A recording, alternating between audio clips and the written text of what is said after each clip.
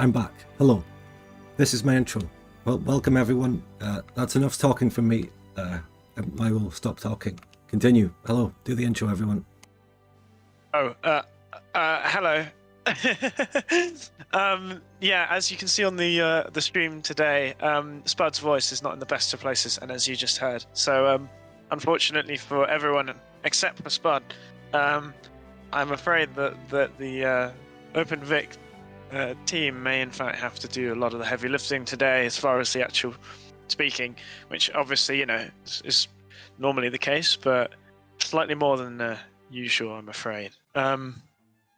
We'll all miss him very much until next week or the week after, whenever the next stream is. I am using text-to-speech on my phone. The only Scottish accent is a female voice, but I'd rather use that than an English or American accent anyway. Take it away, lads.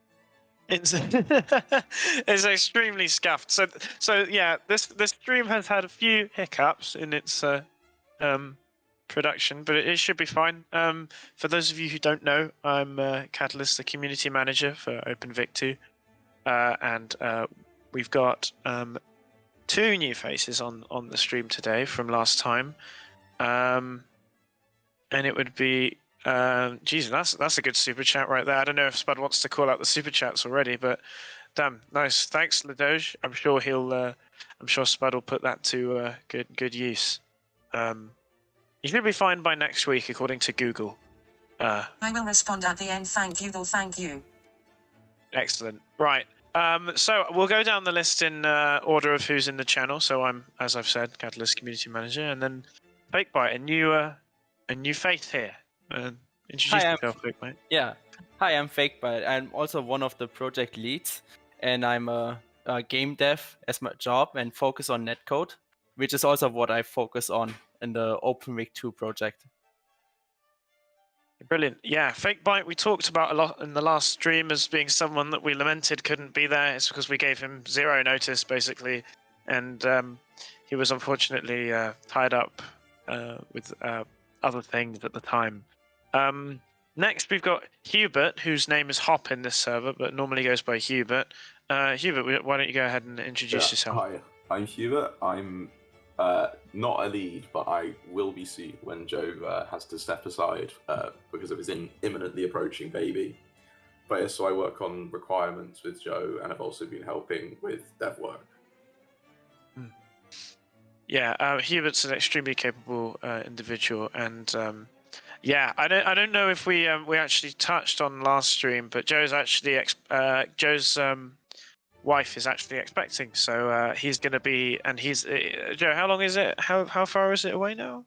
It's like 34 weeks now, so a couple of weeks yet. But yes, very exciting. First child of mine. Yeah. And yeah, it's interesting. You push down on your wife's stomach, and then like the stomach pushes back at you. And That's like I don't know if anyone else thought that, but that reminded me of that you stare into the void stares back kind of thing, Yeah, they get pretty big pretty quickly in there. It's like it starts out like, I can't even tell you're pregnant, and then later it's like, ow, Jesus, it's getting strong. Be on topic. This isn't a baby advice stream. All right, get on with it. Yeah. Right. So I'm Joe. I'm a software engineer. Literally was in work all day today. Fucking yippee, wonderful times. And yeah, I do requirements for this project. I'm head of requirements, which means I get a lot of flack for putting together really boring documentation that is absolutely foundational and critical to delivering very complex software. Got some pictures in the dev diary. You want to see what requirements look like? Basically, here's what the software does in like 10,000 lines. That's yeah. We'll go into more detail on exactly what requirements are and what they are, but we won't bore you, I promise, with them. Well, I hope not. It's up to Joe. He's a pretty boring guy. But I can bore you if you want. But you gotta ask nicely. I don't know. Well, I'll be watching the viewership as you start speaking, Joe. I will be having words after the stream. No, but we're going to start today with the hackathon. that if you're in the Discord, you'll probably be familiar with. We had, is it 5 submissions, or Hubert, or was there more than that? And then there was one that was submitted like a day or two ago, but unfortunately didn't have time to include that because it also didn't have any building for me. Yeah, we didn't have the. It looked interesting. Yeah, it looked interesting, but we didn't have time to build it into today and into our whole thing that we're going to discuss. And also, yeah, they take a little bit of finagling sometimes, the hackathon submissions to get working. But Hubert, if you're comfy, I'll just let you take it away, I suppose. Yeah. So first we'll look at the Verkix submitted Godot Grand Strategy map. If Spud has a picture of that in the folder I sent him.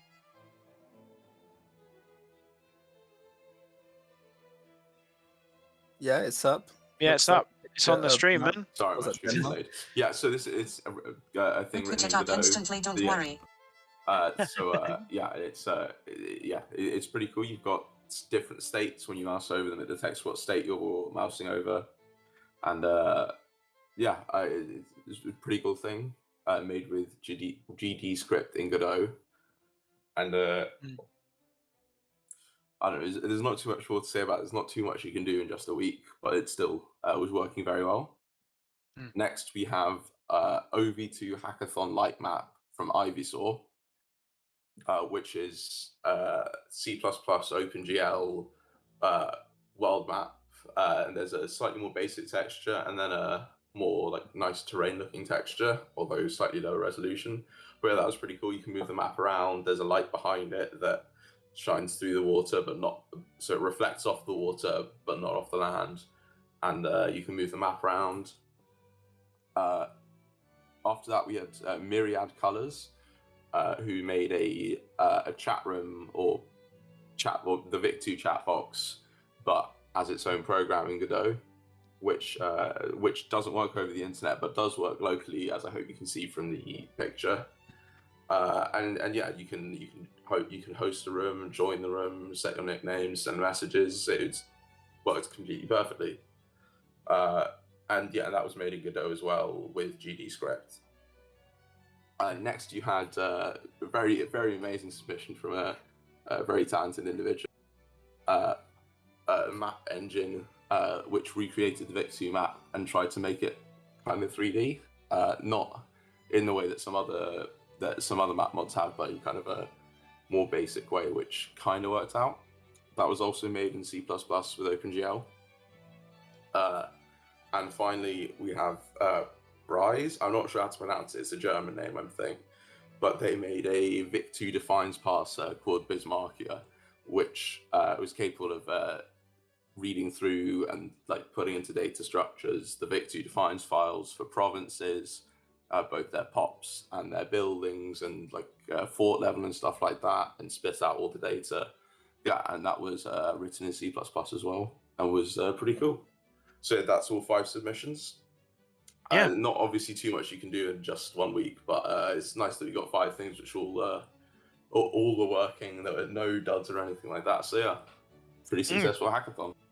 Yeah, I was pretty pleased with it. And one thing while we go into the, why we mention Godot so much is because that is in fact our engine. So when a hackathon submission uses Godot, it's of special interest to us, of course, for that reason.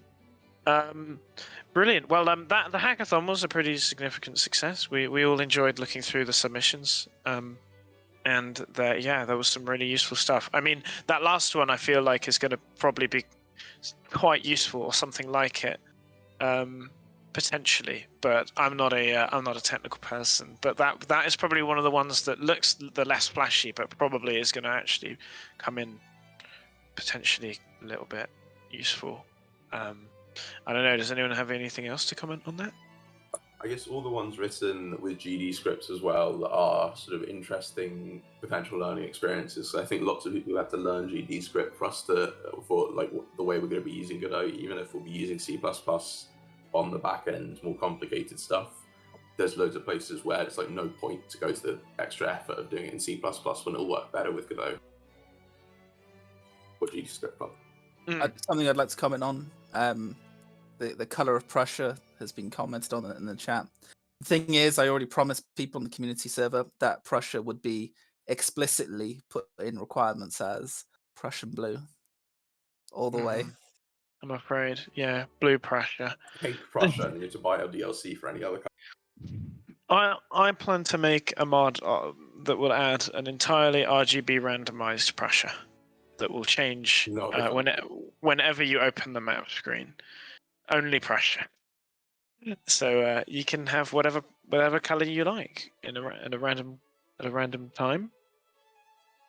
Yeah, that's true. We'll probably have anything that's like cosmetic, like UI stuff, that doesn't need to go into a checksum calculation. You basically have the ability to swap out, change whatever you want. It won't matter. So if you want, you can have your piss yellow Prussia for all we care. But I think most of us want a nice blue. Project Scope says Heart of Darkness, which means blue. But that's actually something that Vic2 itself can't do. Like, if you have two countries with different colors, that's part of the checksum, so you can't play the same multiplayer mod together with that. And that's going to be something which will be a sort of a improvement on Vic2 that doesn't harm the gameplay or get too far from the original. Right. And now for something completely different. Yes, excellent. Thank you, Swaggun. I will say, I did mention it in the chat earlier, that we've got a Q&A form this time. If you want your actual questions to be answered reliably, I'm posting it again now. We're not going to get. We've seen some good questions already. Perhaps it was a Monty Python reference. But we're going to focus on the stream, and we'll come back to your questions later. We will not miss them if you put a form in, unless you put two forms in, because it confuses the system whenever there are two of the same name in the same form. You're just baiting people to do that now, aren't you? Right. All right. So I believe what we'll probably do is we'll probably move on to the dev diary. I believe is next on the agenda.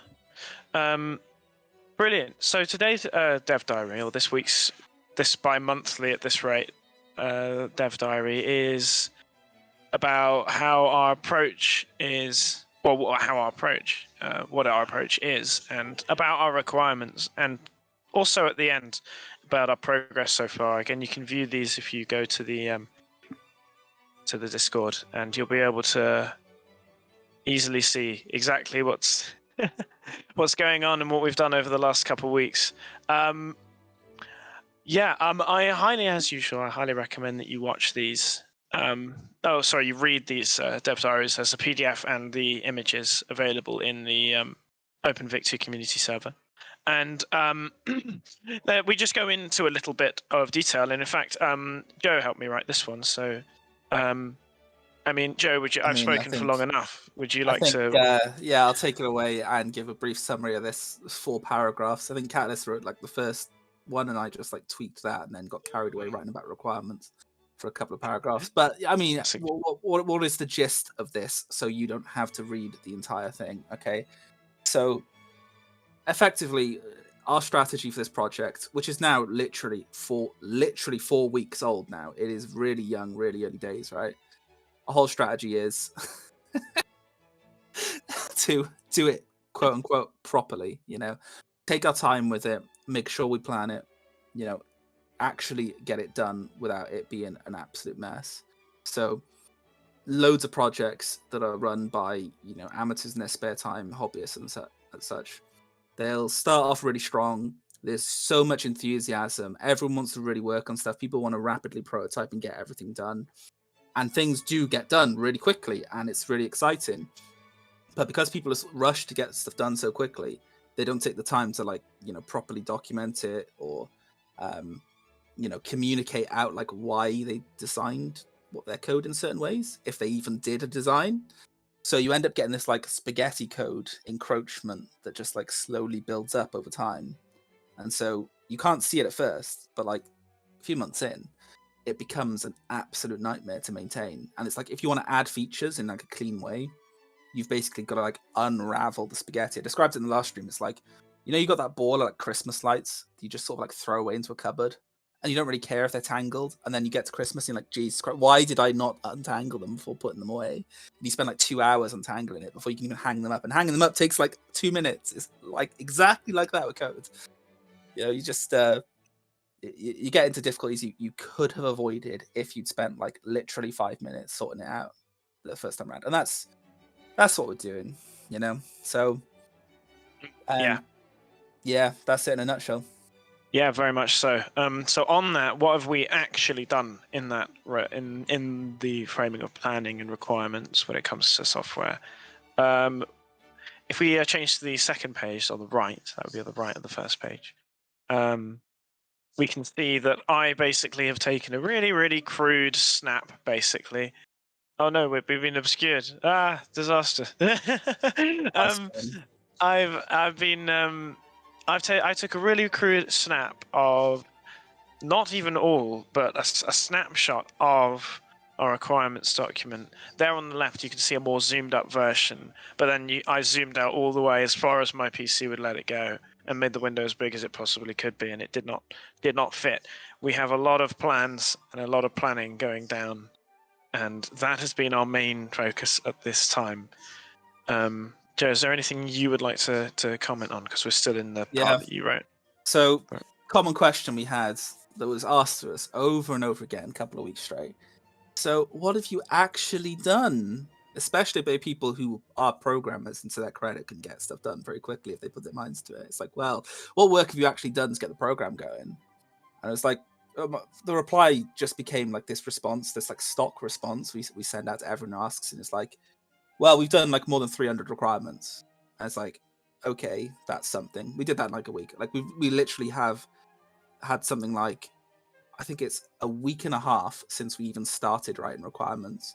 We've got about 685 written up now. That's probably a little higher because we work on it all the time. And of those, 230 in production. So that means all the ones in the pictures below, like those are requirements that we've got effectively out to devs to do work on. And so it's stuff like, at the most basic level, can you open the game? Can you close the game? Like that is like literally the first two requirements I wrote, because obviously you have to, capture that functionality somewhere. But it gets a lot deeper. Like we've got a lot of detail on like how you change game settings, how you start a game session, like how you would go into the game, how you exit the game.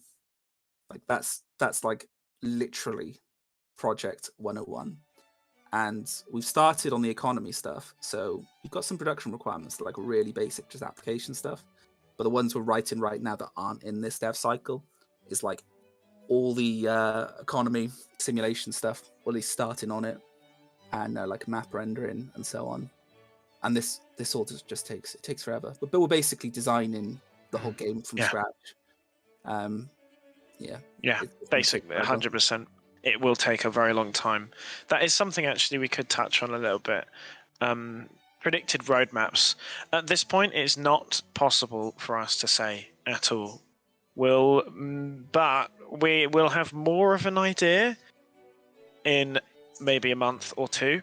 However, more of an idea is even in itself a bit vague. We don't know how much more of an idea that we will have. But we hope it will be a significant, and then we might be able to say, okay, well, we're expecting a 2-year or a 3-year or a 1.5 year or something like that. Timeline. No, I wouldn't expect shorter than 1.5 years. Definitely 1.5 years is extremely optimistic for the project. But yeah, if we can move on, not just what we've done with planning and the requirements that we've written, and what we're now executing this week and onwards. You can go into if we go to page 3, we can go into, or 3 and 4 maybe. I'm not sure if you can get them both on the screen. Actually, no, there's a lot on page 4. Actually, let's do page 3. Let's do page 3. Okay. Well, actually, no. Page 3 is an extension of page 2. So we'll move to So page 3, we're basically just talking about page 4, and we can skip that and just talk about page 4 is not directly. safe for work. You are? Page 4 is not safe for Oh. work. It is I safe see. for work. What do you mean? Unclad spud I'm gun joking. acting as the model. You know, I just gotta, you know, that's what happens when I write a dev diary, you know. But yeah, there's an unclad spud gun. We took a picture of spud gun, and we modeled it in 3D, and we're going to use that as the model for the actual unit models in the game. And that's the little man you can see in the bottom. If you could zoom in on that spud gun so we can take a good look at you, that'd be very nice, if possible. Enough. Well, you can look at your own. You can have a gander and look and see spud gun face, chest, arms, and legs reveal if you and hair reveal, of course, if you go into the Discord. This is great banter. It really is. Right, but anyway, moving on. You can see that we've done a large variety of asset work in the music and art department already. You can see at the top left we got more work by Pew Pew. Apparently he really didn't like working on that one, or he took pleasure in it, but it was a lot of work because all the rigging and stuff apparently is quite difficult to isolate. Then we've got a resource icon. If you're active in the server, you may have seen a resource icon thread where someone was just taking it upon herself to make resource icons, and we were like, hey, come do that, like for real. Like, come make us some resource icons, and they were like, cool. So that was they came on this week. That's Jen. She's on the team. Yeah, exactly. She's now on the team. She's doing really good work already. Well, watching the stream. So right. Hi Jen. Thanks Hi, Jen. for the work. Yeah, it's great. Love it. Another new artist that we have coming on the team is Characteristics. Hi Jen, who is a brilliant. I mean, you can see. I mean, let's genuinely zoom up onto these ones. But if you zoom up onto the UI icons, those are some really high quality icons right there. Very impressive stuff. These are all concept art. These ones, like a week's work as well. Like, yeah. Something to bear in mind with all this art. Everything you see on this page, it's like literally Mainly. last week. Literally, right? I don't Yeah. think any of this has been made before a week ago. Yeah, I think so. God, it feels like longer, but I now I think about it, yeah, it's probably only a week, maybe a little bit more. I'd say definitely not more than 10 days. But yeah, we've got a really good UI start. We're just trying to find our footing as far as aesthetic, because we want to make a authentic, obviously Victoria inspired game, right? And I say inspired mainly for legal reasons, but we also need to make our own assets, obviously, for loads of reasons, not just creatively, but also for legal reasons. And these are just, we're trying to emulate the style, but we're also trying to elevate it in a way and try and maybe get it slightly more. I think it's also improving aesthetic. upon some of the weaknesses at Paradox. So someone just said in the chat, kind of sarcastically, like, will the Zulu unit model still turn white when westernized? We literally discussed this on the server. We had a conversation about this and how it was a bit silly. And I put across a proposal that, you know, if the Zulu nation actually westernized, you would have like someone in uniform that would look a little Zulu, but they'd be using like Western style weapons, right? Hence the term westernization, right? So we might take some creative liberties and like try and do things like that, do it a bit more properly, a bit more plausibly, you know, just fill in the gaps where Paradox didn't quite make it. And I think you know, it goes without saying, all the assets, all the art, everything's going to be original. The music as well. I mean, Catylist, you haven't even mentioned your music, which seems to play at the start of these streams as well. What I was going to do is I was going to get to the music because I really would like to talk about what is probably more impressive than the music in my mind, which is the quality of that 3D model of Spud Gun in the bottom left-hand corner of the stream at the moment, and that's the base unit model, like without uniform or anything. I will say that just for those who are curious, that black bar isn't actually hiding anything. It's just to stop the YouTube bots and the Discord bots from going mental, basically. there is unfortunately nothing under there. You'll have to hypothesize. And it's paired on the right with It's a Unix soldier. Yeah, exactly. Quite. That unit model is by Bon Marsh, who's one of our extremely talented 3D modelers. As you can see, I mean, that's some good quality work right there. And he didn't even take that long to do it. It was pretty mental. But yeah, you can see Enigmatic, one of our other artists, primarily a researcher for the art team. He draws up references for the unit models for the 3D modelers to actually do. As you can see, he takes a lot of pride in his work.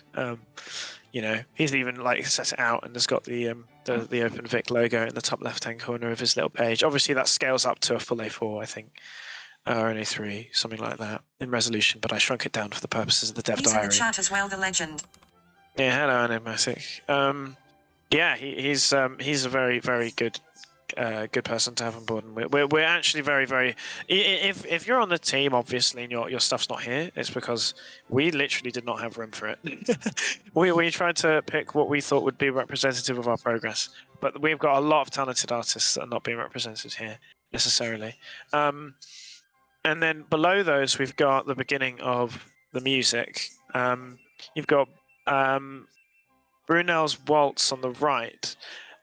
Is going to be a performed cello piece, and it's going to be performed, recorded, and mastered by our team, and it's going to be an attempt at making a Johannes Waltz equivalent.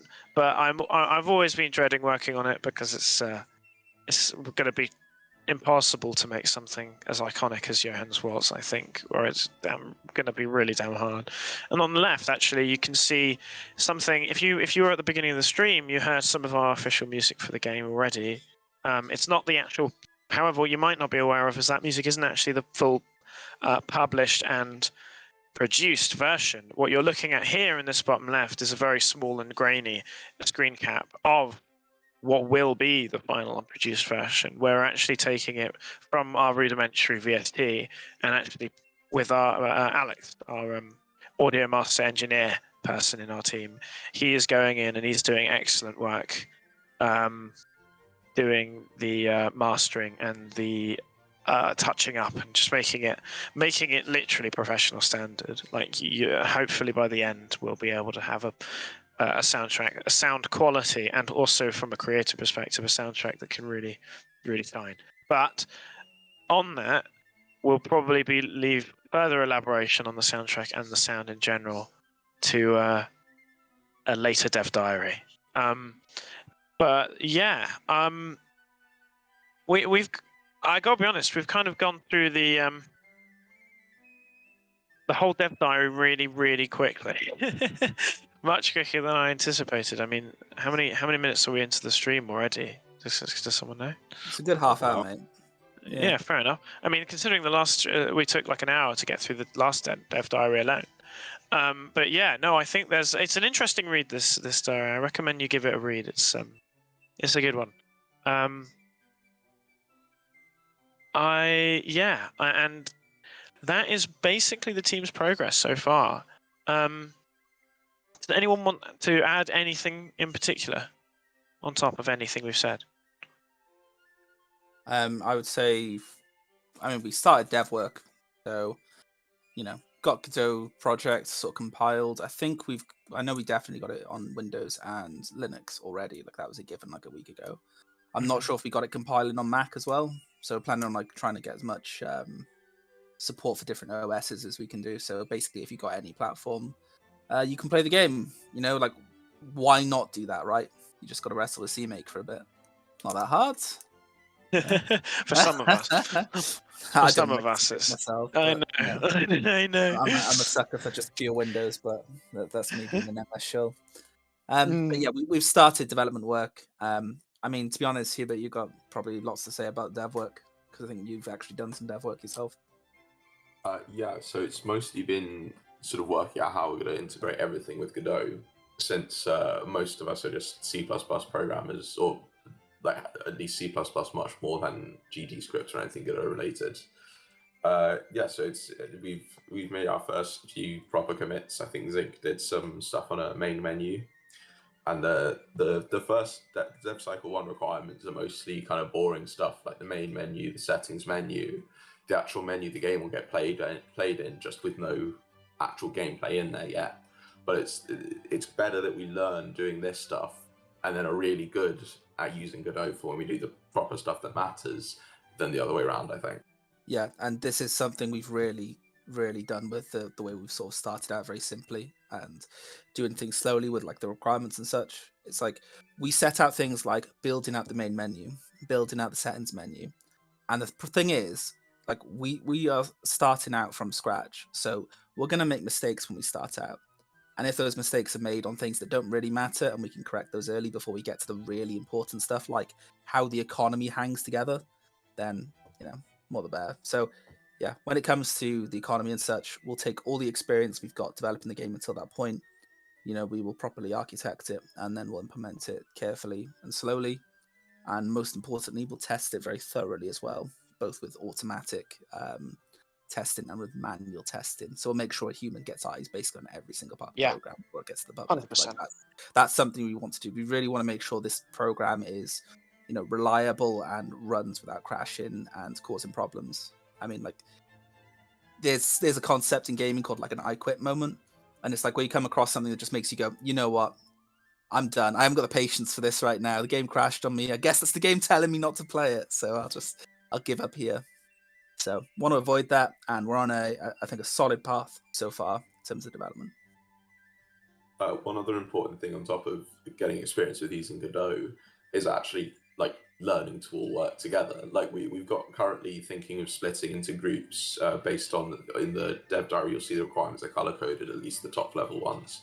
But that's all still just like a first idea. We're gonna see whether we prefer working individually or in groups, how big those groups should be, which people sort of work better together, and which people work better with other people or alone. So yeah, there's a lot to do because none of us have ever worked with each other before. Yeah, I'll just say one more thing on that. So I've estimated it's probably going to take us about 3 months to get to a point where we have ironed out all the kinks in our production process. So we're starting out, sort of like week 1 into development now. We're like a few days in effectively. So there are going to be problems with how we track, how we produce the work, how we record the work once it's done. I mean, I know there's work that we need to do to capture like work when it's completed in terms of the spreadsheets and stuff. So like some of the bureaucracy hasn't even been developed yet. And all these problems the kinks will get worked out over time. But, yeah, so our production will probably be a little slow for the first month, but because of the size of our team and because of our organization, because of the bureaucracy we put in it, the team can scale very well. So we don't need to have 5 people bickering amongst themselves trying to like work out exactly what code goes where. What we have is a bureaucratic organization that effectively chops up all the functionality into fine pieces, says exactly where they're going to go, and then we can hand that out to like teams or sub-teams to distribute the work really effectively. And that means we can do a lot more work simultaneously than if we didn't have it organized. Kind of boring, but like when you do this much production simultaneously, I mean, that's a great feeling. Yeah. They'll be in the soundtrack with their hit song Victoria. Oh goddamn. Yeah, what we're gonna have. I would say that definitely, what's more boring than a bureaucratic Vic2 that wants to do things properly is a Vic2 that either doesn't get made at all or is just unstable, kind of worse than the actual, the Paradox game Victoria 2. Many half-finished projects, like in the graveyard of abandoned dreams. There's countless unfinished projects. I mean, how many of us have like unfinished projects where we started out some cool idea or some game idea and it just like we worked on it for like a week and then we're like, no, I give up. I've got like half a dozen of those. Every programmer who's taken some time to like work on some concept they thought was cool has like started out, done something, and then realized how big the problem actually is and how difficult it is, and then just sort of like given up after a bit. And learned their lessons, and then Maybe Yeah, with I some have- luck, a bit later on, do it properly. I have a whole hard drive full of those. Yeah. I've got 30 in my folder of forgotten things. Yeah, it's definitely something that we're determined to make sure that Vic2 does not, or OpenVic2 does not end up becoming. Is that kind of thing. Yeah. So Yes, FakeByte, you were not here last discussion. Would you be up for kind of talking more about specifically? Obviously, it's not necessarily the last week. Obviously, we were talking about the not last week, the week before. We were talking about the team in the dev diary, but you are obviously a core part of the team, and you missed out on that. So, would you like to perhaps talk about yourself a bit and talk about your role, and maybe just talk about networking even just a little bit, and how your role interacts with the rest of the group and the rest of the team? And if that's not like too much of a deluge of things for you to now talk about, but yeah, take it away. Yeah, I'm actually a professional game dev, and I mostly focus on netcode and games. So that's kind of where I was put by everyone now here on the team too, to focus on netcode. Which now at the beginning is, there's nothing yet to do, since we are just at the beginning, starting with UI and stuff. But besides this, I also focus on the core simulation. Since you all know, like, the game actually relies a lot on the simulation, and the networking part is not that difficult for a game like Victoria 2. Because a game like Victoria 2, to avoid out of syncing, what it does is it just simulates the same game on different machines. And you want to keep that in sync, right? And the networking is just sending out inputs over the internet. That's the easy part. Keeping everything in sync, that's the difficult part. And even more difficult, testing if it actually goes out of sync or not. So there will be a lot of like tool development and testing scripts that we have to develop to every time we make changes to run them and to check if it still stays in sync, since we don't want out of syncing at all. And yeah, this is where I mostly will focus my work at. I mean, I got a great question for you, FakeByte. Yeah, sure. What games have you worked on? Some of them are because of NDAs I can't talk about yet. The game before this one where I worked at was a Total War game. It's still unreleased, so I actually prefer not to talk about it because it's unreleased and I don't know which part is under NDA and which one not. Currently I'm working on Nimoy, which is a game that will come out maybe at the end of this year or next year. Yeah, worked on Victoria 3. Get him, boys. No, I did not. But needless to say, you worked on Netcode for a couple of professional games, and I'm guessing you've had some kind of like role in the architecture of that and to that direct development of the code for them. Yes, yeah, now I mostly focus on netcode in games. Yeah, so I think if anyone on the team, I think you demonstrated probably the best understanding of netcode and the challenges thereof from a genuinely professional setting and background. Yeah, I mean, we're very lucky to have someone like FakeByte on board with the team, because netcode specialization is not. I mean, it's not something you see every day. Definitely, I think that's the case. I mean, if anyone else has a different opinion, feel free to voice it. But my understanding is that it's pretty not. People will often refuse to even do netcode because it's seen as this really difficult thing, and then FakeByte comes in and says, "Oh, it's really easy actually. Yeah, it's not even that difficult." The hard part is basically that you can find the basic information about it online everywhere, but then like getting all the details right, to make the game really, really nice and over the network. This is really hard, and there's not much to read about it. And the Netcode community, they are pretty tight-lipped. They don't want to like give away those secrets. So it takes quite some time to learn all the advanced stuff. Yeah, it's like the what's it? It's like the Freemasons. He's like a Mason. Yeah. The netcoders, man. They got their own little cabal. I'd extend that to a lot of the disciplines in general. So there's a marked difference between people who've got experience in industry and those who don't. And when I say industry, I mean specifically like direct production of things with software. It's a very interesting environment, very fast-paced, very high-pressured at times. But a lot of the skills, the techniques, the sort of working methods you use are often proprietary by definition. So you kind of have to go through that experience to learn it. And it can be a lot of information to take away and you can't really write it down. So yeah, you can only really get it by getting people who've sort of been there, seen it, done it, you know. So yeah, that's been one of our focuses in terms of recruiting. So absolutely, yeah.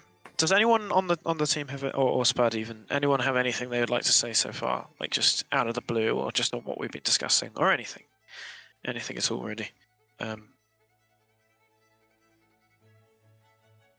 I think we've got a loose kind of schedule. When do you want me to go on about requirements? Now for something completely different. Oh God. Right. Well. Can I quickly say one thing? I sure, won't go name for it, him because I don't know if he wants us to repeat it. But one nice thing is, I think the team does now have like a legit lawyer work as part of the team. Yeah, we do have someone. Oh, we have someone who is funny. A trained lawyer who came in not as a trained lawyer and was like, "Oh yeah, I'm also a trained lawyer," and we were all like, "You're a trained lawyer." And he was like, "What part of law do you specialize in?" He's like, "Intellectual property." We were like, "What? What? How does this just fall into our lap so easily?" We won't mention who it is. We won't mention who it is until we know for sure if they want to, you know, if they want that to be out, because they came on as something else and we get the impression that they want to stick to that thing. So we'll probably ask them the occasional question, but we're by no means hiring that individual. They are very, very, very suspiciously up exactly what we need. It's almost too good to be true. Do you hear the paradox? All right, Spud. It's very jarring having robot Spud, to be honest. It's better than this. It's bad. No, I'll 20 go back years to the of robot. Fucking hell. Fair enough. It's also, we can literally hear that it's definitely coming through your phone into your mic, which is kind of makes it even better than it was. Brilliant. Right. Well, Q&A. Joe, how about this? I suppose we can go into requirements, but I think we could start the Q&A at 8 o'clock GMT. Is it 8 o'clock GMT? 9 o'clock, mate. It's 9 o'clock GMT. Yeah, you're right. I forgot to change my time zone on my PC. But yeah, we'll start the Q&A section at 9 o'clock. We'll just say Spud's looking to see any off-the-cuff questions you say in the chat, but definitely if it's a big question or if it's something you definitely really want answered, make sure you put it in the Q&A form. That is the only way that you're guaranteed to get a question answered, I would say. Well, we won't answer all of them. Some of them will maybe do a really quick answer, or some of them are just going to be kind of silly. But if you've got a serious question, definitely put it in there. Right. Joe, take it away. You got 15 minutes. 15 minutes, man. I'm not going to take that long. I'm going to go over some of the interesting things about requirements. So you read a well-known book in software called Code Complete. I recommend Code Complete 2 or any of the latest versions. They'll talk about like a process of developing software where you develop your requirements, you build some design, you write the code, you test the code, and then you deploy the code. It's like a 5-stage process. So projects run a bit differently these days than how it used to be. It used to be like you do all your requirements up front, then you do all your design, then you do all your code and so on. It'd be like a bit mixed, but that's generally how it went. These days you tend to get like agile projects where you basically just do the whole development cycle in like a 2-week sprint, and then you do another one in 2-week sprint, and another one in 2-week sprint until the whole product's done. So you build like this incremental product, like bit by bit. So one thing I wanted to mention about requirements is like one of the main reasons you do it is you handle change. So what's going to happen is we build a product and it's all tied to this like complex system we build, and then we want to add a feature. So you guys like want some quality of life features. You want like extra little things like, I don't know, an army template designer, with like custom rally points and all that. Like, wouldn't that be nice, right? Well, if we build like a solid requirement system, so we have all the functionality linked and present, we can just basically slot in new requirements into it. It's a really, really easy way to adapt and change things as we go. So by putting this together now, like we just put in new features later on. Yeah. Well, waterfall development is clearly the best. Well. Yeah. Obviously. Different systems are used for different projects, and ours is a mix of.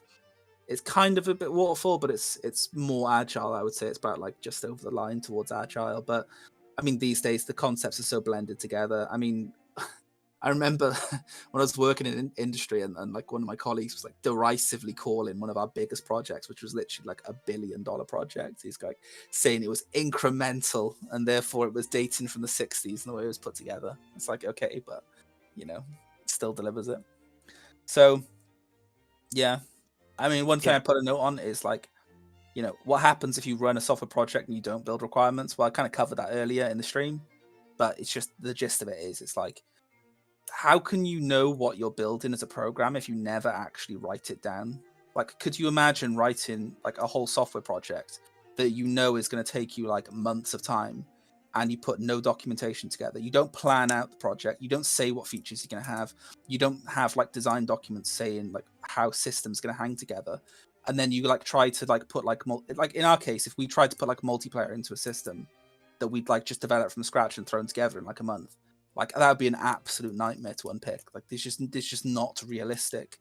And I've worked on projects where we had to test like the most minute, like banal things. Where like I was sitting in a lab once, and like my job that like whole week was to test every bit of the UI, and it was like, here's a slider from left to right. Make sure the slider stops when it goes all the way to the right. Make sure it stops when it goes all the way to the left, and literally doing that like all week. Like every little button, every little thing. And maybe I'm a bit like gelled by that experience, but like that's the kind of thing I want to do with this bit of software we're writing, is like test every little thing and make sure it's absolutely perfect so that when we ship it to you guys, and it'll always forever be completely free, of course, you'll be able to just pick it up off the shelf effectively with the the version 1 gold standard we make, and it will basically be pretty much bug free. That's really the aim. That's the goal. It's kind of an ambitious statement, but I want to have the absolute minimum of bugs in it when we ship, and that means really rigorous testing. And testing is not the same as play testing, but we will need play testing at some point, and we'll probably get to like an alpha beta stage. That's a long way time. A long time away. So don't even think about like any kind of application or anything for that. But I think anyway. Ask again this time next year, and we might have something more to tell you about playtesting. But that's a bit of an F. Like, playtesting is very late, especially with a project where we literally have a template to work on as far as game balance. Like, game balance isn't really necessarily a thing that we have to worry about too much because the game is already basically playtested to death, right? Because it's been out since 2011, theoretically, So we know what we're aiming for already. So playtesting will often be ensuring more like a user. Yeah, it'll be multiplayer stability in a big way. It'll also be stuff like ensuring that the game kind of has the feel, of what we're going for, because we don't want a game that feels completely new in every way, and it's like we want to tickle nostalgia a bit if we can. And to add to that, I mean, getting player feedback as you go is like so important, right? We kind of want you guys to play the game, tell us what's good, tell us what's bad, and then we'll like make changes to make the game better as we go. I mean, like that's really key to making good software, is like getting that sort of customer feedback as you go. Every project I've worked on where we had like a really tight, close relationship with the people who are actually using it, it went so much better. The most horrible projects, and to tell the truth, one of the projects I'm working on right now, we've got a customer who just does not communicate with us. They just don't tell us what they want, and then we're like expected to like ship goods, and it's like we didn't actually know what you wanted. And it's like, okay. They're like hesitantly like saying, oh, we've done some stuff, it looks kind of cool, hope this is good enough. And we don't want that. We want you guys to play the game, engage with it, give us feedback, good or bad. You know, would love to hear like really critical comments on like what the real problems are, because that way we can fix it. And yeah, but look forward to that. I've got nothing else to say about requirements, to be honest. It hasn't already been said, so I think that's it. And that's the last time I'll say requirements in like the next like 10 streams or whatever, hopefully. One thing I doubt that. But yeah, go ahead. One thing I'd quickly bring up, just going back both to requirements and to you mentioning using a more agile system. This is not going to be a dedicated team of like however many, like 40 people are in the server now, working non-stop for 2 years to use a product. People are going to be coming and going. We're going to have people having to learn how the system works and are having to leave the documentation for future people to learn from what they made. So firstly, the requirements are kind of essential, especially if anyone in the future has to remake things that were made in the past, which is 100% going to happen. And the agile methodology works a lot better if somebody's not going to be staying there throughout the whole thing, because the thing they can work on can get to completion within a reasonable period of time. So that's what I was saying. But will we have music that blares out and like, you know, totally drowns out the world? Yeah, I was literally writing the response. Only if you install the opening OpenVic2 for the first time mod. The eardrum shattering mod that will re-add the dockyard noises and re-add the opening music being at 400% volume. What do you mean? Like... You have to install a mod to turn off the Yeah, well, what we'll do is we'll probably have a collection. So or something like a collection, like a Steam collection. But that's not saying we're using Steam yet. We don't know it. We're not discussing that. But we'll have some kind of suite of mods where you've got the desync mod, the DDoS the host mod, the ear rape mod, the sound. Spuds, we should do next topic. Right? Yeah, next topic. Now for something completely different. Yeah. That's a great answer. It really is. Okay. I've got a new topic for you, Catylist. Oh, okay, fine. Go for it. Modability. Oh, that's such a juicy topic. It is. Oh, that's such a juicy topic. Take it away. I think everyone loves discussing modability in the team because it's just such it's the one place where we can really be like, this is stuff we want. We can decide when it's going to be in the game, if it's going to be 1.0 or post 1.0. But there's just so many possibilities, and therefore the team can really just get really creative with what they do. And we've been talking to the modders a lot. We've been a bit radio silent because we've been dealing with other parts of the project. And we had a big modability discussion over a couple of days, and we really got involved with the modders in that time. And then we kind of dropped off a little bit because we started moving on other things, or a lot actually. Yeah, it will be possible to make Napoleon a cute cat girl. In fact, I think you're actually probably missing the true scope of what you imply here. We're hoping to be able to have systems of your custom UI elements, completely custom, and perhaps integrating into existing UI elements. For example, you could have a Napoleon cat girl cute. Like Japanese web mod. You can have a web novel, what's it called? Doki Doki Literature Shop.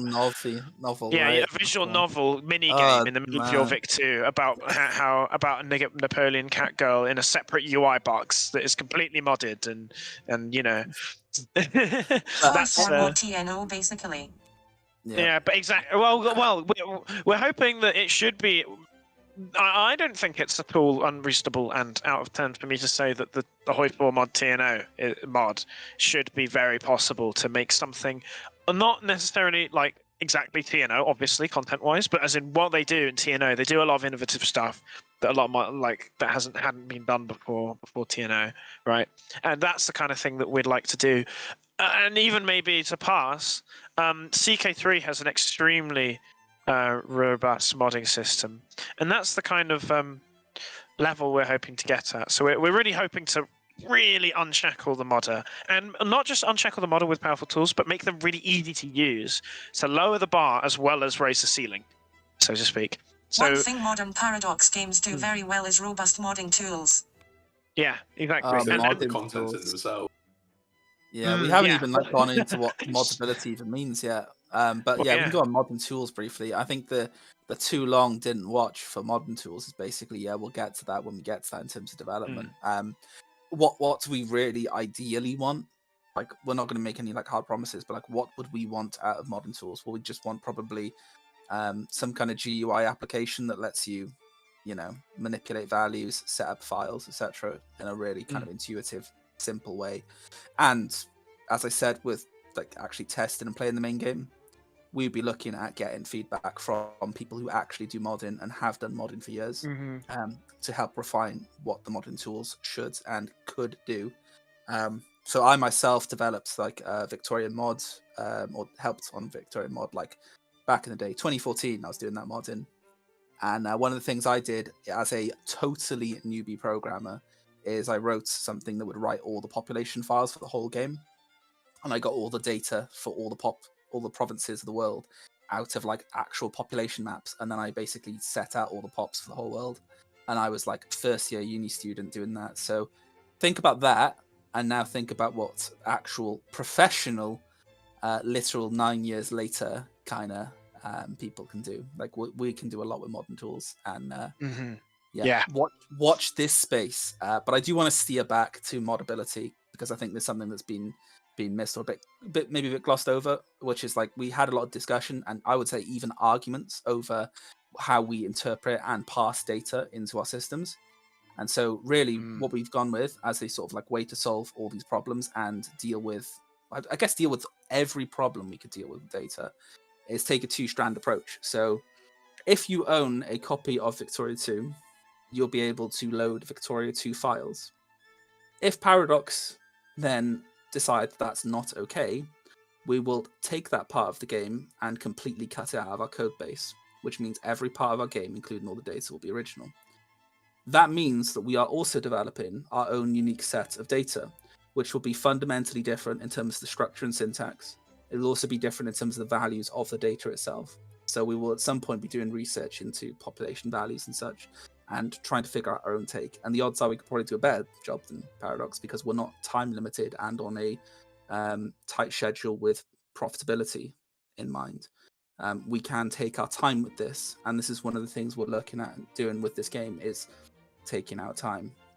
So what that means for modability is that if you have Victoria 2 mods that exist today, you would be able to load those into the game. We would also be able to create mods or potentially convert mods. We're still a bit iffy about that, but you would potentially be able to then create mods for the new data system we're using as well. So it's sort of like a way of doing best of both worlds, where we have a brand new system that's like modern and easy to develop, and at the same time we'd be able to backwards compatibly support old mods as well. And in my professional opinion, will we get that 100% perfect? Maybe not. It might be tricky, but we could get to it. And Vic 2 literally has an 1860 start date and no one noticed. That's funny, because one of the first games me and Spud played together was starting in that 1860 time frame, and we had an absolute blast. But I remember that one. Yeah, it was. That's where we first got into World Wars, because it was so close to the Great Wars era, and it's quite competitive. I was France. Oh man, I was Japan, I think, in that game. I just watched Europe implode from the distance. Good times. But yeah, modability, I think that's all I've got to say about it. I'll pass you over to the rest of the panel for any more thoughts. Yeah, if anyone else other than me and Joe have thoughts on modability, go ahead and voice them if you like. I guess there'll be modding tools for like modding the defines files, and hopefully some kind of similar way for making UI elements, you can always also just open up, like download the project source, edit the C++, or even more, actually edit the GD script and Godot stuff, and and easily be able to make new UI elements, like completely change the game in any way you want, just limited by your coding ability. Yeah, that is another good point. And now for something completely different. Fine. Fair enough. Right. Well, I feel like now's a good time to go into the Q&A, if no one has any objections on the panel. And remember, while we're answering these questions, you can still put more questions in, and they will appear at the bottom of the list. So we'll just go until we run out, basically. Should we start? Spud, is there a place where you can view the things you've noted down? Just measure them. Questions-wise. Just measure them to you. Oh, okay, cool. Thank you very much.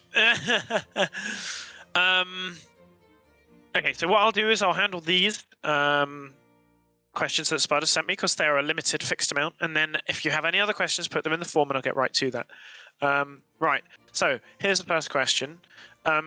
Isn't OpenVic2 going to fracture a lot after release? Is everyone going to make their own QOL changes?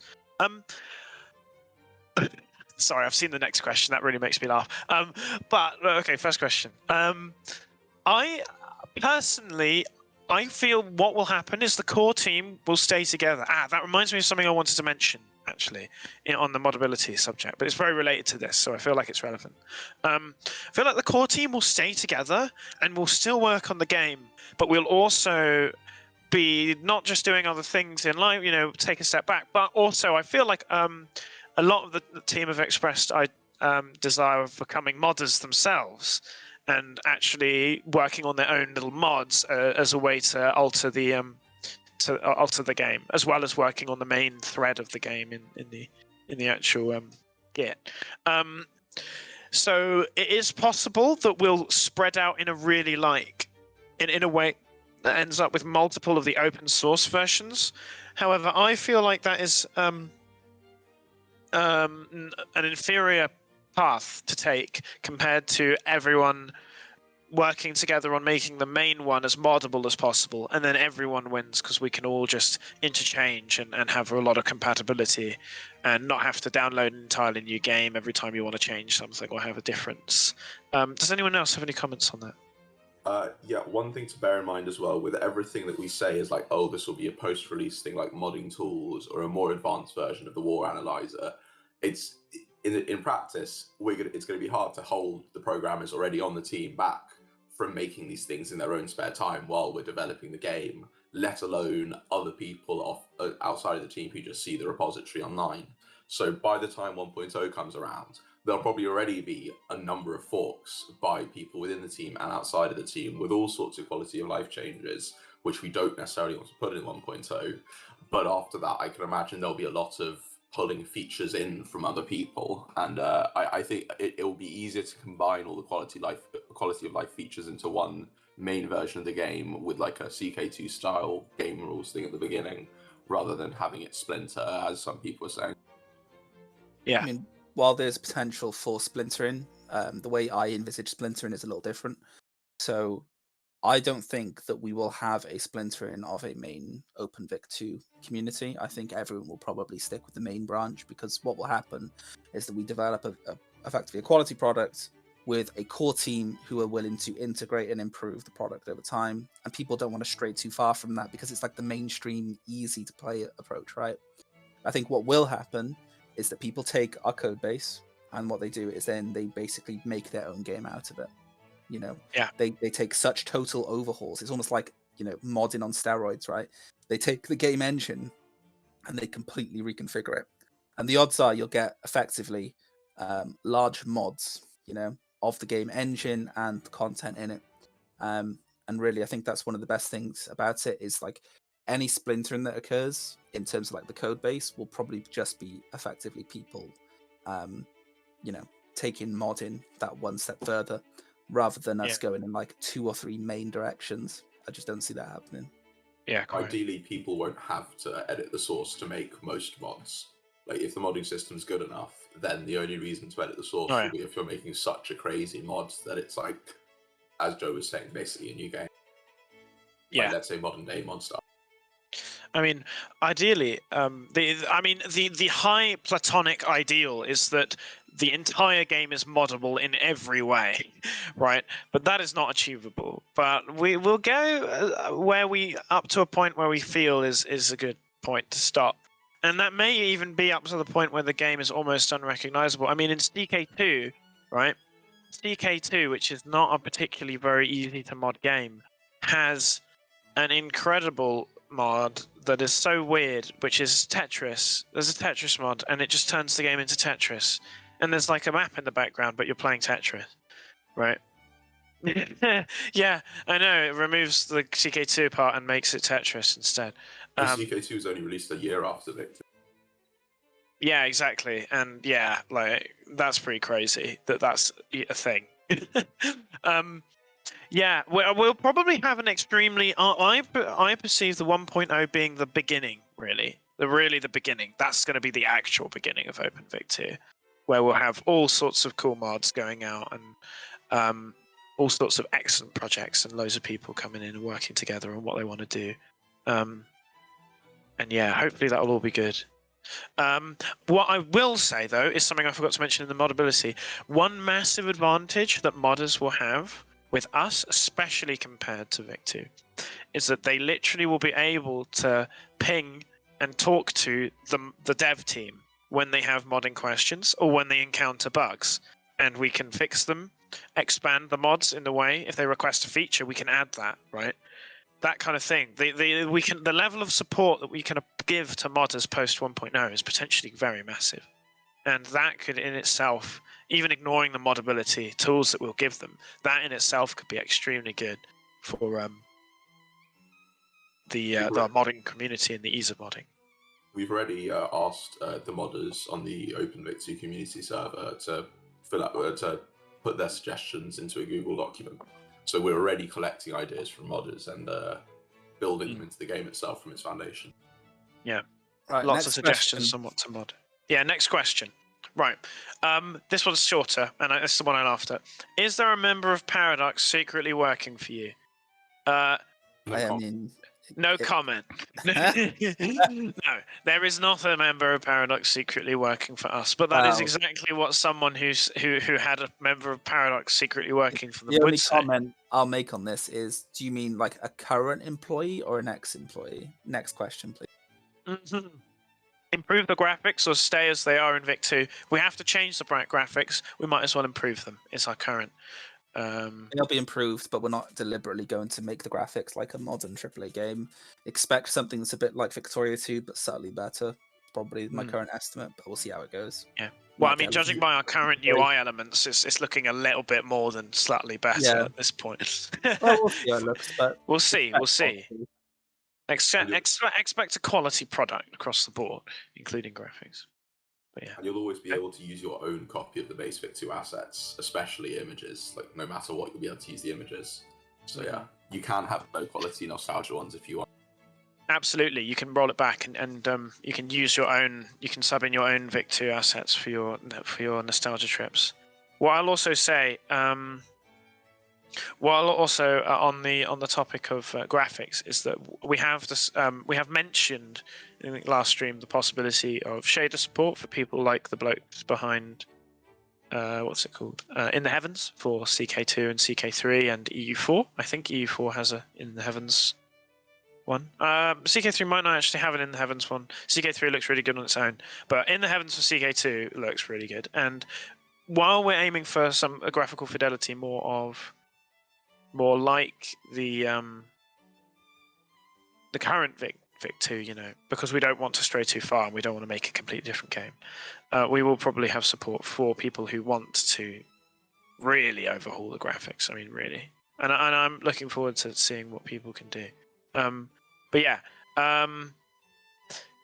can you make... Yeah, this is a question we've had before. Can you make the game start with an absurdly loud cutscene? Well, I think we answered this question. Yeah, you got to install a mod to disable it, of course. Will there be early access and place testing to give feedback?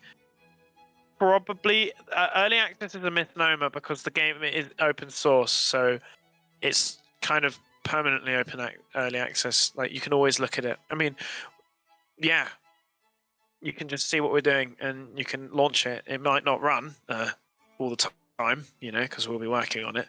But yeah.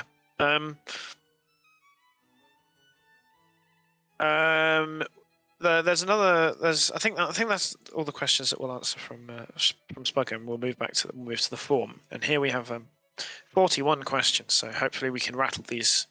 I mean, we've got some time to answer them, but hopefully we won't take too long. Let's go down and let's do it with the first one.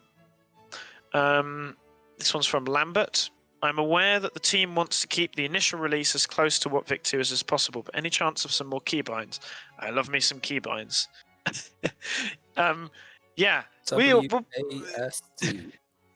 Yeah, those are all you'll need. No, I think we'll probably be able to have some more keybinds. Would be probably a pretty low down, pretty easy to implement. The Freak made a keybind mod. Ask him about that. Yeah, all right. Yeah, Vic2 does have keybinds. You just can't edit them from within the game. You have to do it from the defines files. And anyway, when we say as close to Vic2 as possible, we're really talking about the gameplay rather than like all the aspects of the user experience. Exactly, With UX, we're gonna unless you mod it in, Question on WSAD. What I mean by that is most modern games allow you to scroll a map by using WSAD, as if you were moving, around in a sort of first-person game or something. So you can move the map around by pressing those keys. Really easy, really intuitive. Isn't in old games, is in all new games. I will make sure that's in. You will use WASD in the first-person mod. Indeed. Absolutely. The first person Vic2. The Vic2 point and click adventure. Working as a 19th century factory worker for real, yeah. Download what happens a week. Exactly. It'll be like our version of Trucking Simulator. You'll just be sitting there hammering for IRL hours at end and then going it's all in real time. It's perfect immersion. There's a first-person custom game in Warcraft 3. Don't rule it out. No, I'm not. I'll be honest, I'm not really ruling it out. Yeah. Also, I would say. Oh God, what would I say? I've forgotten. Never mind. Next question. Freddy Duskitso says, "Will there be an E4 to OpenVic and an OpenVic to Hearts of Iron converter? I very much enjoy mega campaigns, so do I, and I would love it if it was possible. It's completely up to the people who make those. Based on what we've discussed with modding, it should be not totally impossible. Definitely I can't from our see end. the core team wanting to do that. But yeah, we won't do that ourselves. It'll probably be something done by people in the general community. Yeah, or even just the original people who create those, because they are really good at making those. But yeah, it would be. From a technical perspective, it's 100% possible. Like someone can absolutely do that. Like if they can make a CK2 to an E4 to Vic2 and a Vic2 to Hearts of Iron converter, then they definitely can make an OpenVic2 equivalent. Next question is from Spino. What will be the biggest graphical differences between Victoria 2 and OpenVic2? The UI, definitely the UI. Map textures, maybe a bit. There we might include an option for texture packs that you can install, so you can have like a Reno mod style where you have like more of a strategic view, and it's really obvious what the provinces are what. I think that's the Reno mod feature. I may have been mixing my mods up, but something like that. But we will ship with similar enough to base Vic2, just so that it's recognizably Vic2. But yeah, the UI will be different though, and we'll support people loading their own UI elements, but that will definitely be something that we change. All right, next question. Got like 40 left. I know. Hanuk, can you give us a sort of rough timeline? We kind of discussed timeline in the thing, so I'll move on. Domas, will there be any parts of OpenVic2 that will be drastically different from the original Vic2? Multiplayer stability. Less really game-breakingly bad bugs. and a few quality of life options perhaps available. Just skip things that we already talked about. Yeah. We've talked about that. I don't really understand what that one is that much. That was the entire that question is actually the subject of this entire stream, so we'll skip that one. Literally just read them out. Is the animated Discord logo going to be the official logo for the project, or any plans to change it? The official logo for the project is not the animated logo. That is the logo for the Discord. That's just the thumbnail for the Discord, nothing else. That's from Defeat that question. Playing Hazard. I've always considered HPM to essentially be a free community-made DLC for the game. Will its features be included in OpenVic2? I would like to leave that question unanswered purposefully, because I would like to discuss modding in a lot more detail further down the line in the Modding Dev Diary stream. And some interesting conversations we've had that we are keeping on the lowdown for now because we might change our mind, and it would be like modular stuff. Oh well, telling you right now would defeat the point.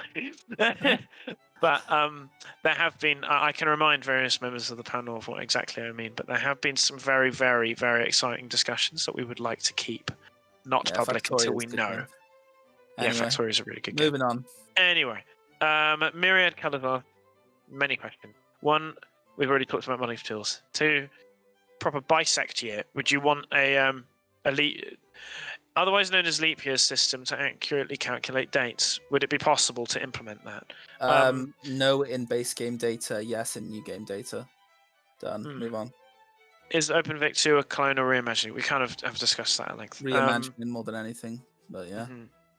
Mickey, do you plan on translating this project into other languages? Yes, we have a lot of localization support. We discussed this in the past. We're going to be supporting full 3 days. Localization. We got literally like 30 every or language. 14 languages.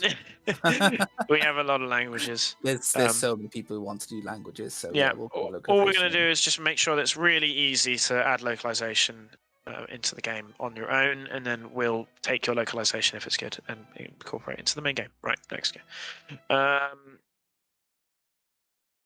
So I'm just next okay. question. So that one's about the splitting of the team, which I think we discussed enough. After 1.0, that is.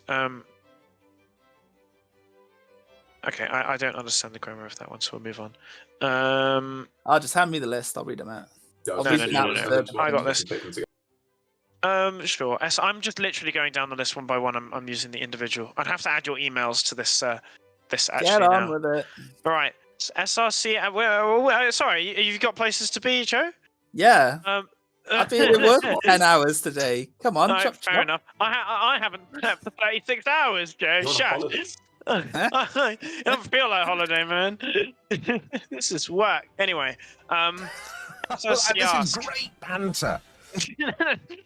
For fuck's sake. SRC ask, will you include content that's supposed to be in regular Vic2 but isn't, such as the winner of the Taiping Rebellion, inheriting the Chinese substates? Probably. We have discussed this in the first stream, where if it's a small enough change and it's worth it, we'll change it. Or if it's a significant enough. And it's incidental and it's not much work, then yeah, we'll probably do it. If it's going to be complex and it's going to be a pain, then yeah, we're probably not going to do it. That's just how it goes. Can't comment further than that. A question from I don't know what I'm doing. Are you going to change the province shapes or maybe even add more provinces? No, but we will add complete map overhaul support for modding. You can change the map, and we'll also, from a technical standpoint, make the game with that in mind, in that Vic2 doesn't have that many provinces compared to CK3 and Hoi. I would expect the province shapes to change subtly, but broadly follow the established pattern. Yeah, they will border the same provinces, but the shapes, the literal shapes, I mean, we can only get so close. Other than that, modders are going to have complete control over the map. They'll be able to add and remove provinces, and add significantly more provinces than are in the base game as well, might add. Because we would like to have back-end support for that, even if the base game doesn't use it, just so modders can. Next question, Hastro asks, what skill level of programming are you searching for the team? you need to know C++, and you ideally are in your last year or out of college. And if those things are true, for the British people. Yeah, that's universities for me and everyone else who lives in my country.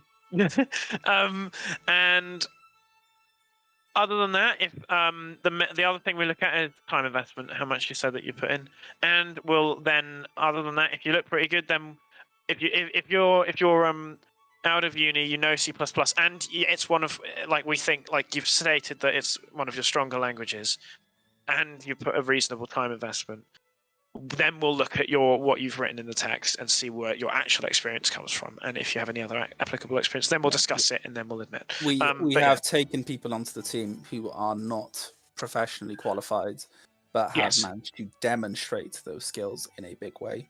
Yeah, so definitely. If you have these skills and you can prove that you have the skills, then we'll get you in on the team. So like a lot of our artists are people who we've directly seen their art and gone, wow, they're really skilled, we should get them in, and then they've joined. And so if you've got the skills, rest is history. by all means apply. Are you tough enough? Pretty much, yeah. Basically. 1 second, my computer's about to die. The next question is by Matt the Gamer. For the map, will you be using the Mercator projection or a globe projection from one of Spud's videos? We will be using the ViC2 projection because we will be basing the game off of ViC2. That's an interesting question, though. Will we have? Well, how difficult do you think would it be for people to add a globe setting in mods? Depends if you mean like rendering of a globe or whether the map itself would change. So there's a conversation about whether you change the projection to see the map or whether you change the map itself. Like, can you go over the poles? But both approaches would be theoretically possible. Yes, theoretically, if you're good, if you're tough enough, we're not doing you got it. We're not doing that though. That's a little bit out of scope. Hola Quetel asks, as a Spain fan, are we having Dominion mechanic in America like the one added in the Grand Combination? I'm actually not familiar with the Grand Combination mod, so I can't comment, but maybe someone else would like to. I'm assuming no, because it's not base Vic. Yeah, it would be easily moddable though. So yeah, it can exist in a mod like the Grand Combination. Excellent. Next, from Ryzen. What are the main reasons that you use Godot engine instead of Unity or other engines?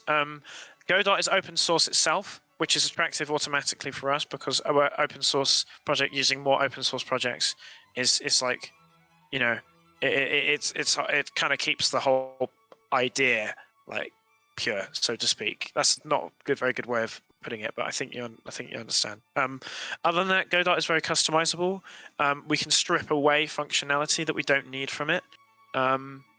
So in 2D projects, you can almost entirely manually strip away the 3D rendering elements of the engine, and that will significantly lighten the executable, which is good in general. Also, very, very, very good engine, actually, to be honest. It seems to be able to do everything we need it to do, and it runs pretty well. It fits and we have our someone who knows it. requirements for an engine, to put it simply. Exactly. It just works. Right. Moving on. Woven. Can you rename the game to Spudgun 2? No. Next one. Ladoge. What is the scope of fixes for OpenVic? I know multiplayer stability is part of it, but what about Vic2's economy problems? Well, now we have discussed this in a previous stream. Fixes are if it's really like kind of hurting the game, and if the bug is a lot of effort to implement in the first place, we will leave it out. All right. To put it simply, right, we're not going to code stuff that's inherently broken. Like, we're just not going to make it. Like, if something's a bug in the original game or it doesn't work properly, we're not going to just make the game bad. We're not we're not copying Paradox in terms of like, oh, they developed a system, therefore we have to match it. It's like we have the abstract idea of this is an economy, goods are produced, goods are bought, goods are sold, etc. And we are going to follow that sort of model. But, in terms of the economy being non-functional, confusing, etc., we'll try and make it work to a reasonable degree, but we're not going to intentionally break it. Hope that answers the question. We'll find out more when we actually get to coding it in terms of how it's really balanced and hangs together. But that's a later thing. Mm-hmm. Next question is from Hafnaf. I believe we've answered it. It's about what we were just discussing. Next question after that is from. Okay. Next question after that is from. Okay. Next question after that is from D1 Versity. Will the Dev Diary streams be twice a month, or is it more dynamic depending on when they're ready? Also, how's the webpage coming along? I saw you uploaded the first Dev Diary there already. Love your work, by the way. Good luck. Thank you very much for that last bit. Diversity. Will the Dev Diary stream be twice a month? At the moment, it's looking like twice a month is a thing that we can keep up with. We might do streams more often, but Dev Diaries twice a month seems like a good frequency. However, we may run out of things to talk about. Equally, we may have too many things to talk about and require to speed up production. Just don't know at this time. The web page is coming along. It's slow going. We only have one web dev at the moment, and it's not a massive priority. We have two professional web devs. We have two web devs now. Yeah, and that's fair enough. Damn, well, I was unaware of that. I believe we should do another one next week, but over the next few days we will see what noteworthy things happen. Things developed quickly since the last one. Yeah, I feel like we left it too late since the last one. I feel like the frequency of the Dev Diaries maybe not, but definitely the stream frequency could be increased. I feel. I don't know. Let us know if that's something you think that you would be interested in. Right. That's a good question. Right. Danundj. Are you planning on incorporating the HMFM mod, or is the goal to recreate Vanilla Vic2?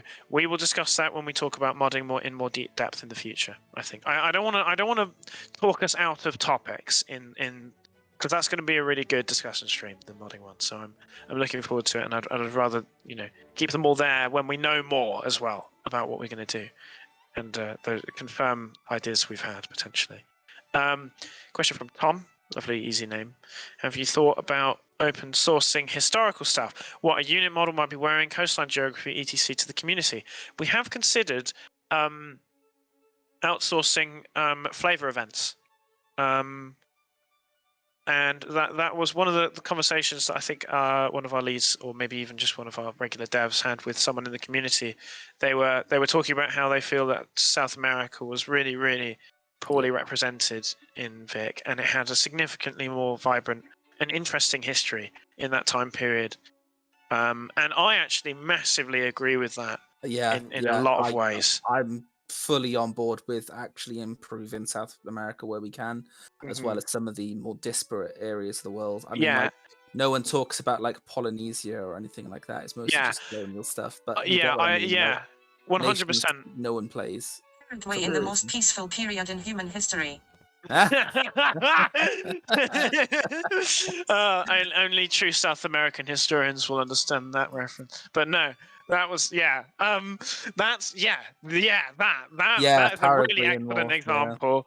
Just Paraguay and that one guy. Poor Paraguay. I think they lost like a third of their population. A third. I think they may have lost. It was. I think it was 2/3 of their male population. Hang on. That is so crazy. Like Russia in World War II lost like 14% of its population, right? 14%, and Paraguay lost 2/3 of its male population. Yeah, we felt it's ridiculous about those events. But we felt that the guy coming in and talking felt like he wasn't just like, oh, can we add it because it'd be nice. He was like upset, and actually I really sympathized with him because he was like, it feels like the area of the world that everyone just forgets about, and that's kind of that's kind of true. It's neglected by a lot of games that we play. I played a lot of good Argentina and Brazil games, both in Victoria 1 and in Victoria 2. I've even had a good Victoria 1 game as Uruguay, to be fair. Definitely to say though, it is definitely far from the perspective. It's definitely far from the zeitgeist focus, right? It's all about Europe. It's all about even Asia. North America. It's all this stuff, And then South America's like, it's there, but it's kind of like, it's playing there is almost a novelty in itself, and I think that's a shame. That's a big shame. And Just to for that mention the- reason, yeah, go for it. Go for it. So just to mention the Paraguay thing, it's actually closer to 90% of their male population. Yeah, I thought that was the case, but I didn't want to make a horrific claim and be wrong. It was ridiculous. There are a lot of consequences that are definitely not Will we TOS. implement polygamy? Oh yeah, that as well. Well, if you're Paraguay, you might have to. But anyway, we're but going back to the outsourcing events. Because there is contention at the moment whether we can even use Vic2 events, we'd definitely want to make our in general our doctrine is if we can't do something authentically, we want to do it better, right? Yeah. So if we can't use the Vic2 events, we're going to make as many events as we like, and we can make settings for those events to disable some of them or class them or whatever, just so you can customize your game, and we can open it up to the community, allow people to discuss and design and really breathe life into the game where possible. And we can have disabling some of those events to make a more toned down, authentic Vic2 experience as well. But we would definitely be, especially because it allows people exactly like that South American guy to actually really express what they feel is an important part of their history that has been lost on the genre, which I feel like is a good thing in itself. But that's an extremely good question. But we don't have time to dwell on more than that. But yeah, I feel like we got a lot of mileage out of that one. Right. Ahmed Bader says, when we say it will run faster, how much faster? Short answer, we don't know. But long answer, FakeByte and or Joe and or Hubert. We are genuinely considering adding a speed 6. Unironically, we've discussed speed 6. Yeah. We've discussed speed 6 because in current Paradox games, speed 5 is just whatever the maximum speed that your computer can run it at. But we are reasonably grappling with the concept that the difference between speed 4 and maximum speed might be different enough or significant enough to necessitate an intermediary speed of speed 5 and then have a new high speed. 0.54 micro. Exactly. We need a speed 0.1. We need a speed we need to ditch the speed 1, 2, 3. We need a speed scale. Like we need a slider for speed, so you can really get into the nitty gritty of what speed you want to be. Point is, it will most likely be faster and faster by a good deal more. Mm-hmm. If it isn't, then yikes. Yeah, pretty much. I mean, if it's not significantly faster, it's going to be because we've added a lot of features to it and there's a lot of modability and control and customization. But it's going to be, to be honest, our performance target is pretty low, and it's basically, can it run speed 4 multiplayer? If it can do speed 4 multiplayer, I think that's even being generous. That's pretty good. Yeah, definitely. Most people play speed 3 or less. World Wars is speed 1 typically. Yeah, absolutely. That's definitely our pardon me. Yeah, that's definitely our idea anyway. Brilliant. We'll move on to the next question. Sorry, let me grab them again. Next question is from Max. Are you looking to make OpenVic2 compatible with the Steam Workshop, or is that something that would come later? Definitely something that would come later regardless, but the real question is if it would ever come. And we don't know yet. We don't know. We haven't discussed that enough. I don't think we have discussed it, and we put it down as requirements for theme integration in terms of a requirement ideas form, which is acting as the basis for requirements that we're adding into the formal list. The results of that were that it would be nice to get Steam integration in there, but we are not going to focus on that as a feature really anywhere anytime soon. Yeah. So it's it's a to-do on a distant list beyond the main game getting done. Next question. Brilliant. Matt the Gamer asks, will there be a tech tree? No, there'll be the Vic2 tech system. Ahmed Bader again says, I know you said it will be faithful, but Vic2's vanilla reforms and countries at the start are horrible. Will the map be the same as HPM in some stuff or not? It will be that. I will probably be one of the things that we have to probably stick to Vic with, but that's still open to discussion in the team. So consider that we are effectively putting together 2 game experiences. So the first one will be using base Viki data. So you'll effectively have a fairly close 1-to-1 match in terms of what's going on there. That would be dependent on you owning a copy of Victoria 2. The alternative to that is we use our own data. So we will have our own data system, which will have all original content in it, 100%. If you play that, you will get a subtly different experience to Victoria. But as Catylist has put so well, anything that we want to put in that will be better quality than the base game. So think of it as like we're trying to both recreate the base game and create like a slightly better version of it. And the slightly better version helps us avoid any legal trouble because, as we put earlier, we can cut off any loading of Paradox data if that becomes any kind of legal issue. So, yeah, we'll see how it goes, but yeah. Next question is from Phoenix Pixel. What are the plans for distribution? I'm assuming this is an economics question, in which case no, vanilla. It means distribution again. Oh, of the products, yes. Right now we're thinking about a few options. Joe, website, you can... I think. So yeah, probably. We're going to have a website that will host it and have downloads for you, and hopefully a nice UI that you can interact with, so you don't have to think. Otherwise, you can probably get it from the GitHub, which is public right now. Make it really easy to enter your credits to your Russian forum. Yeah, exactly. We'll make it really easy and very intuitive to input your credit card details.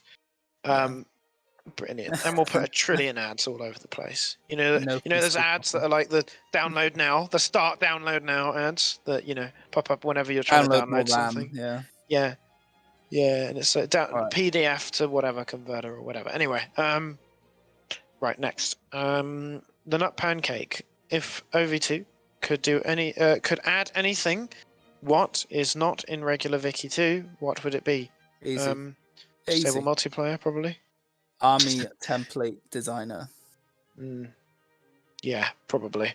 Or some kind of even to expand, like a macro builder, of some kind that it would include an army template designer, basically. Just really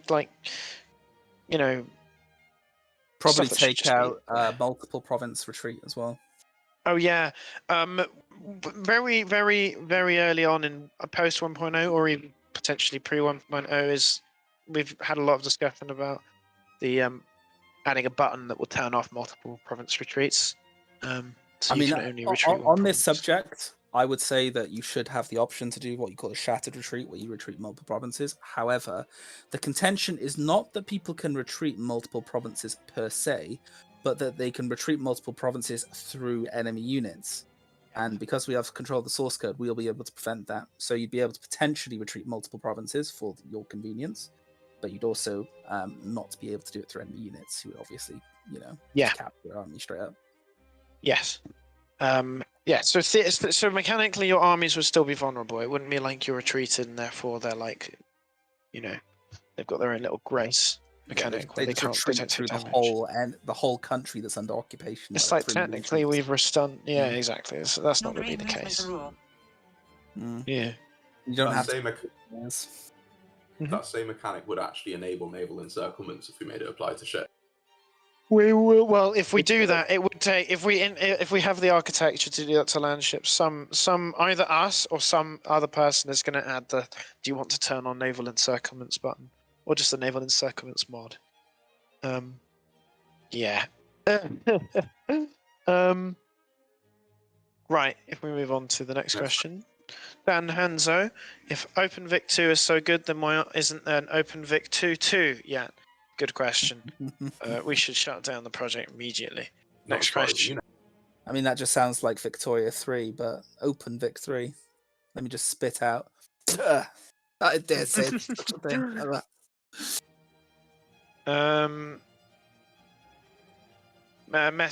One of our from Kazdra6, one of our artists, PDX uses a kind of weird map projection with a lot of editing. What are you going to do with the map projection style map modes? I think we've discussed that, and we've said that we will use the Vic2 map projection. We will distribute. Any manner. we'll distribute our own originally made map, which may look similar to it, may not. We're not going to look at the Vic2's map while we make it. But if you own a copy of Vic2, you'll be able to use the exact same map there, or a map from any Vic2 mod. Right, can we move on to the next question? Mustafa / this is Miss Diffie / something else. What will be the system requirements of OpenVic2, and will each unit have a separate model? We do not know our system requirements just yet. Is that true, Joe? System requirements in what sense? Because that's so incredibly broad. Well, I imagine that they're discussing the they're referring to what do I need to run OpenVic2. Oh, yeah, we're so far away from that point, then yeah, there's no point even discussing that. I have no idea. I have no idea what the system requirements will be. I don't know, a computer that's not a potato. Ideally they wouldn't be too strenuous. I mean, yeah. Moving on. Dejute, how do you run OpenVic? Step 1 to playing OpenVictoria 2 is waiting for us to finish it, and then following an install guide. Next question. Lufra, I love the newspaper. I read it every time it pops up. Oh god, you must be fun in multiplayer games. Will it be in OpenVic? Of course the newspaper will be in OpenVic. It will also not kill your game. It's kind of ridiculous that it does that, to be honest. Is that true? I thought that was an urban myth. I don't think it is. I don't think it is an urban myth. It wouldn't surprise me if it was real, to be honest. It really wouldn't. Well, if you think about why it would, it's like because it generates it from in-game events, and if it generates a slightly different newspaper or whatever. And what a mess. I think the state of the newspaper UI being open is part of the data which can go out of sync, which is just bad design. That's awful. Yeah, we'll be fixing that. John and Johan Anderson asked, will OpenVic2 implement Vic3 mechanic? If you're prepared to mod in all of those mechanics and change the entire game engine to do that, by all means, knock yourself out. But I'm not stopping you. Mod. CK3 mod for OpenVic2. Apart from your own shame. Apart from your own sense of will. Dignity, none. Yeah. Right, moving on. A question from I don't know. Not a question. Good start. But I wanted to say that I have way more trust in this project after hearing you guys talk about the boring stuff like requirements. That is very nice to hear. We appreciate that. I know. We do appreciate that. Team, I was like, why is no one talking about requirements? Where's Control F? There is requirements, and I was like, why do I feel crazy talking about the R word in this discussion? This team, and and then I put out with it. What we had was we had this proposal to run the project in a certain way, and I'll leave it at that. And I didn't like the look of that proposal. So in my true, slightly autistic fashion, I decided to wake up at 2:00 in the morning. Oh God! Look on aghast at this proposal I didn't like. I opened up Microsoft Word and I wrote a more than 5,000 word document detailing the software lifecycle in detail and how it applies to this project and how we could do it. And I did that in one session for about 7 hours straight, then published it. And then that's the thing we've taken forward to do this project on. I've still not read that, by the way. You still haven't read it? You said that everyone had to read it before voting. Indeed. Yeah. You have to read that. I read it. I did read it. I did read it. Determined to see this project run properly, that I basically laid out all of my system engineering knowledge on how to run a software project, encompassing the cycles of prerequisites, requirements, architecture, software coding, testing, deployment, and then a bunch of other topics to do with various miscellaneous issues, shall we say. Yeah, well, but back onto the topic at hand. Yeah, I know that's not a question, but I decided to read it out anyway because, it was very nice. Thank you very much. We appreciate whoever you are because you put IDK down for your name /username /Discord handle. Joe's alt account. It's Joe's alt. Oh, it's 7 or another 8 one alts of Joe's alts. On top of all of us being Joe's alt, of course. Not Joe asks. Right. All right. Well, there's a question from not a paradox dev. Will the Among Us event open in Vic 2? You got to admit it's comedy gold. You don't know about that, Joe? There's an Among Us event in Vic 3. I'll stop speaking now. Is there? Oh, I gosh. can't tell if I'm out of touch or there is. Okay. There Here's is. there is. Moving on.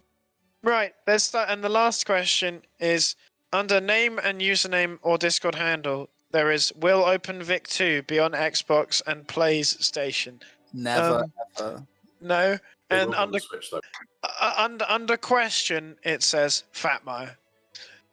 So someone has mixed the two boxes round. But yeah, I think that was a joke one. But yeah, pretty funny.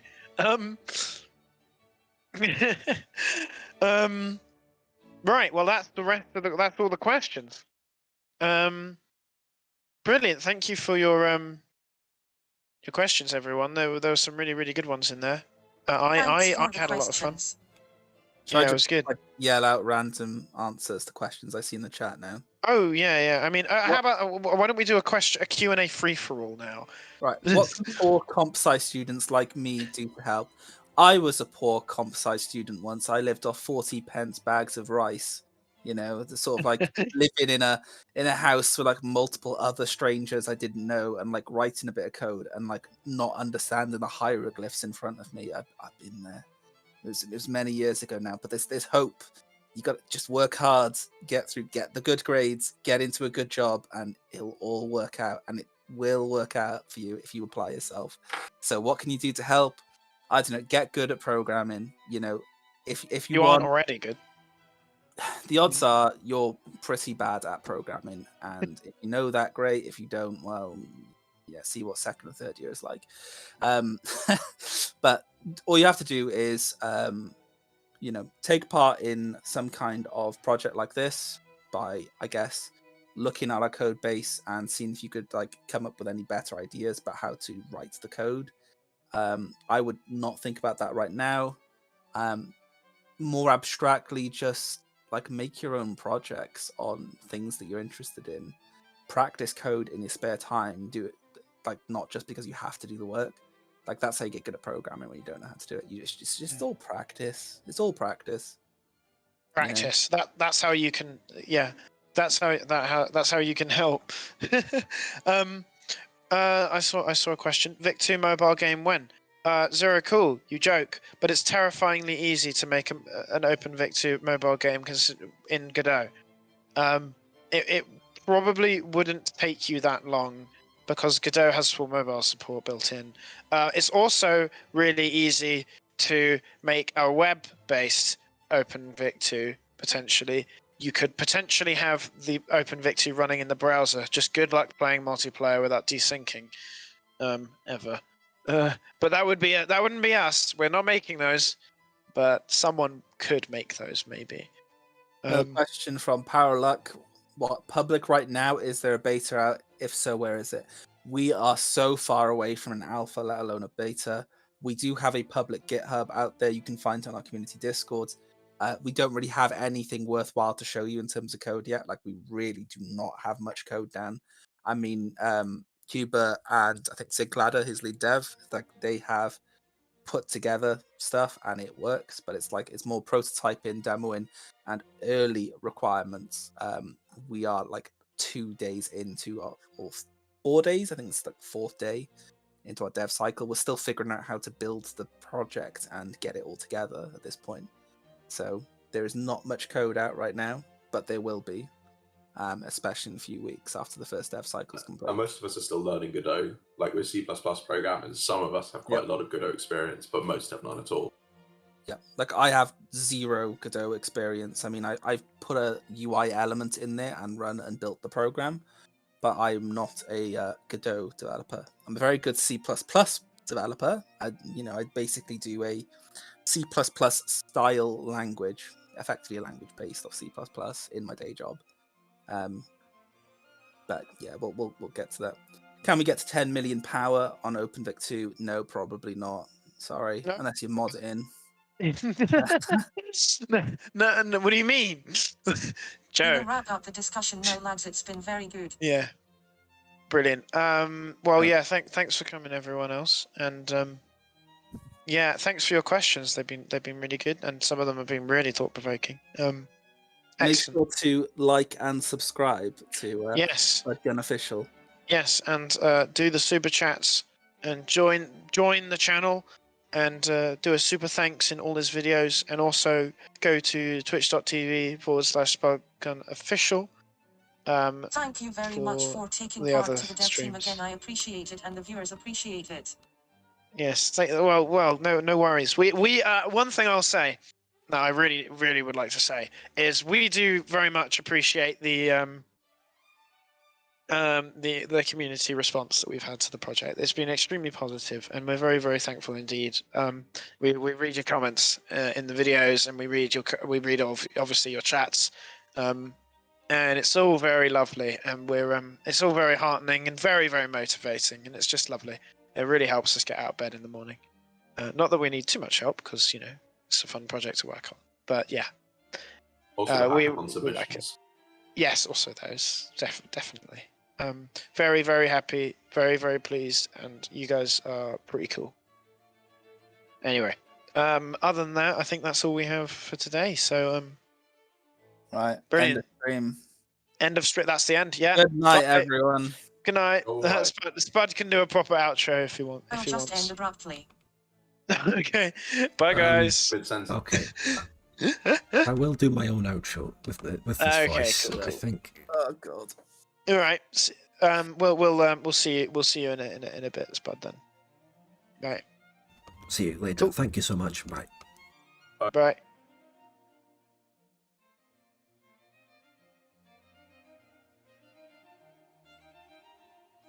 All right. Okay. Thank you everyone for watching. This sounds really bad, but I'm completely fine other than this voice. It's literally just the voice. I could run a marathon right now. As long as I don't have to speak during it, it's fine. Okay. Support the channel, and hopefully I'll get a video out on Friday or Saturday. Sounds so bad. It's ridiculous. Okay, I'll just end it. Thanks so much. Bye.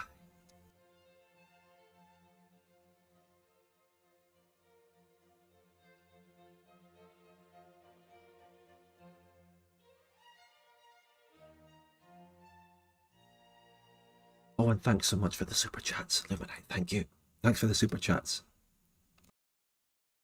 I did see them all. Thank you.